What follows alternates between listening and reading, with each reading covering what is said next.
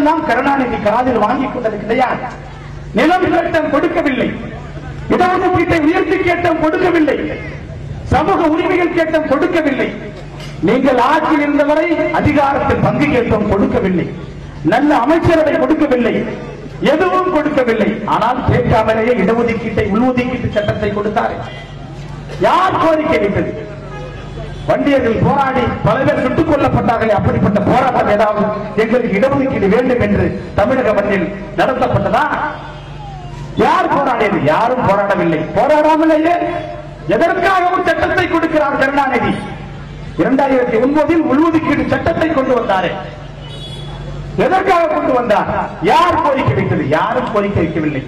கருணாநிதியே சொல்கிறார். அதை கருணாநிதியே சொல்கிறார். இந்த உள்ஒதுக்கீட்டு சட்டம் அருந்ததியர் அமைப்புகள் எல்லாம் கோரிக்கை வைத்து நான் நிறைவேற்றியதாக எனக்கு பாராட்டு விழா நடத்திய அருந்ததியர் அமைப்புகள் சொல்கிறார்கள். ஆனால் உண்மை அது கிடையாது. எனக்கு எந்த அருந்ததியர் அமைப்பும் கோரிக்கை வைக்கவில்லை, எந்த அருந்ததியர் அமைப்பும் என்னிடம் விண்ணப்பம் தரவில்லை, எனக்கு நெருக்கடி தரவில்லை. ஆனால் நானே இந்த உள்ஒதுக்கீட்டு சட்டத்தை கொண்டு வந்தேன். நான் சொல்லுகிறேன், நீங்கள் யாரும் கோரிக்கை வைத்து நான் கொடுக்கவில்லை.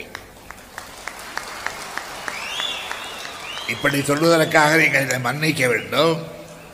நானே கோரிக்கை வைத்து நானே நிறைவேற்றிக் கொண்ட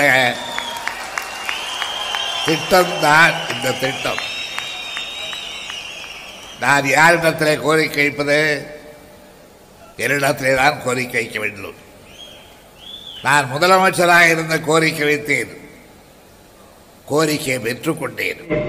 அப்படி என்று சொன்னால் யார் விண்ணப்பம் கொடுத்தது என்று கேட்டால் முதலமைச்சர் கருணாநிதியிடம் சாதாரண கருணாநிதியாக நானே எனக்கு விண்ணப்பம் வைத்துக் கொண்டு உள்ஒதுக்கீட்டு சட்டத்தை கொண்டு வந்தேன் என்று வழங்குகிறார்.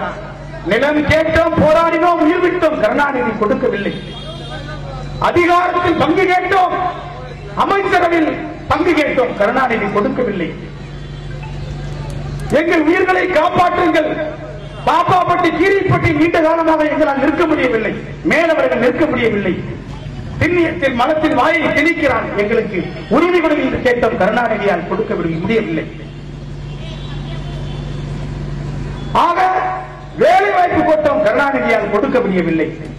எதை கேட்டாலும் கொடுக்காத கருணாநிதி தனக்குத்தானே கோரிக்கை வைத்துக் கொண்டு உள்ஒதுக்கீட்டு சட்டத்தை கொண்டு வந்தார். எஸ்சி மக்களை எல்லாம் சாதி சாதியாக பிரித்து விடுவது, அவரவருக்கு இடஒதுக்கீட்டை பங்கு போட்டு கொடுப்பதற்கு கருணாநிதிக்கு யார் அதிகாரம் கொடுத்தார்? கருணாநிதி 9 வயதை ஓடி பிடித்து விளையாடி கொண்டிருந்த பொழுது இந்த நாட்டின் சட்டமன்றங்களில் பாராளுமன்றங்களில் கல்வி வேலைவாய்ப்பு இடஒதுக்கீட்டை கொடுத்த சமுதாயம் எங்கள் சமுதாயம்.